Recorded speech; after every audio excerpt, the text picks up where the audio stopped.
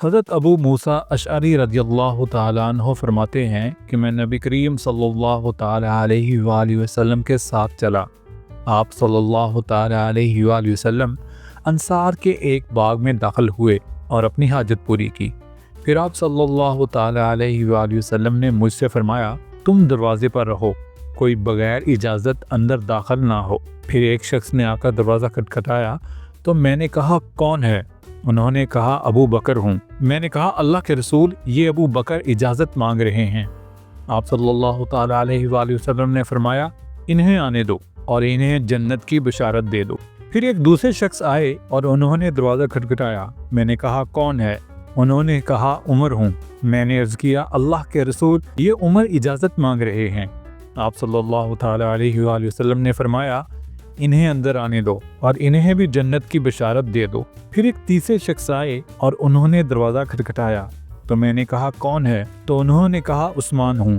میں نے کہا، اللہ کے رسول، یہ عثمان اجازت مانگ رہے ہیں۔ آپ صلی اللہ تعالیٰ علیہ وآلہ وسلم نے فرمایا، انہیں بھی آنے دو اور جنت کی بشارت دے دو، ساتھ ہی ایک آزمائش کی جو انہیں پہنچ کر رہے گی۔ اس حدیث سے ان تینوں کی فضیلت ثابت ہوتی ہے، اور یہ کہ ان کے درمیان خلافت میں یہی ترتیب ہوگی۔ حضرت عثمان بن موجب رضی اللہ تعالیٰ عنہ روایت فرماتے ہیں کہ مصر سے ایک شخص آیا، وہ بیت اللہ کے حج کا ارادہ رکھتا تھا۔ اس نے دیکھا کہ کچھ لوگ بیٹھے ہوئے ہیں۔ اس نے پوچھا کہ یہ لوگ کون ہیں؟ لوگوں نے جواب دیا، یہ قریش کے بزرگ ہیں۔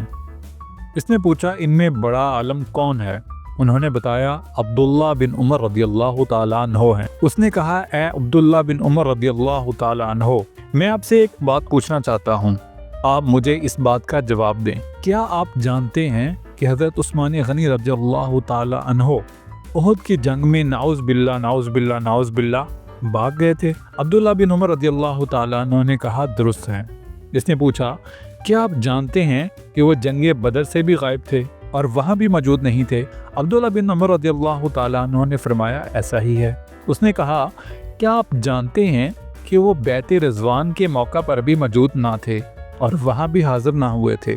حضرت عبداللہ بن عمر رضی اللہ تعالیٰ عنہ نے تعجب سے اللہ اکبر کہا، اور ساتھ ہی عبداللہ بن عمر رضی اللہ تعالیٰ عنہ نے کہا، میں آپ کے سامنے حقیقت واضح کرتا ہوں، جہاں تک احد کی جنگ میں ان کے نعوذ باللہ افران ہونے کا واقعہ ہے تو میں گواہی دیتا ہوں کہ اللہ تعالیٰ نے ان کے اس گناہ کو معاف کر دیا ہے۔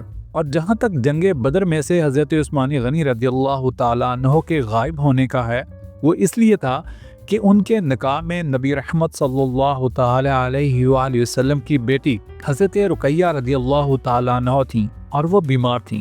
حضور صلی اللہ تعالیٰ علیہ وآلہ وسلم نے ان سے فرمایا تھا کہ آپ کو جنگ بدر میں شامل نہ ہونے کی وجہ سے وہاں حاضر شخص کے برابر ثواب ملے گا اور مال غنیمت میں سے بھی حصہ ملے گا۔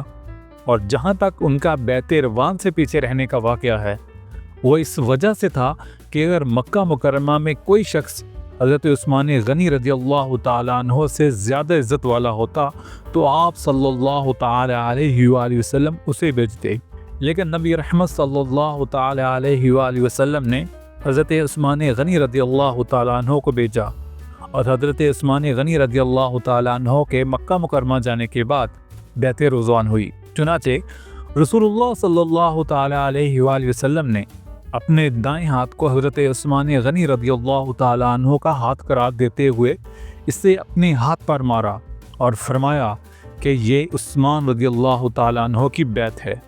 اس کے بعد حضرت عبداللہ بن عمر رضی اللہ تعالیٰ عنہ نے کہا، اب ان سوالوں کے جواب اپنے ساتھ لے جا۔ حضرت انس رضی اللہ تعالیٰ عنہ روایت فرماتے ہیں کہ حضور اقدس صلی اللہ تعالیٰ علیہ وآلہ وسلم، ابو بکر، عمر اور عثمان رضی اللہ تعالیٰ عنہ احد پہاڑ پر چڑھے تو پہاڑ ہلنے لگا۔ حضور اقدس صلی اللہ تعالیٰ علیہ وآلہ وسلم نے اس پر اپنا پاؤں مارتے ہوئے فرمایا، ٹھہر جا، اس لیے کہ تجھ پر ایک نبی، ایک صدیق اور 2 شہید ہیں۔ حضور اقدس صلی اللہ تعالیٰ علیہ وآلہ وسلم سے حضرت سیدنا عثمان غنی رضی اللہ تعالیٰ عنہ کو بہت زیادہ محبت تھی۔ حضرت عقبہ بن صحبان فرماتے ہیں کہ میں نے حضرت سیدنا عثمان غنی رضی اللہ تعالیٰ عنہ کو فرماتے ہوئے سنا کہ میں نے جب سے نبی رحمت صلی اللہ تعالیٰ علیہ وآلہ وسلم سے اس ہاتھ کے ذریعے بیعت کی، نہ تو میں نے گانا گایا، نہ جھوٹ بولا، اور نہ ہی اپنی شرمگاہ کو داہنے ہاتھ سے چھوا۔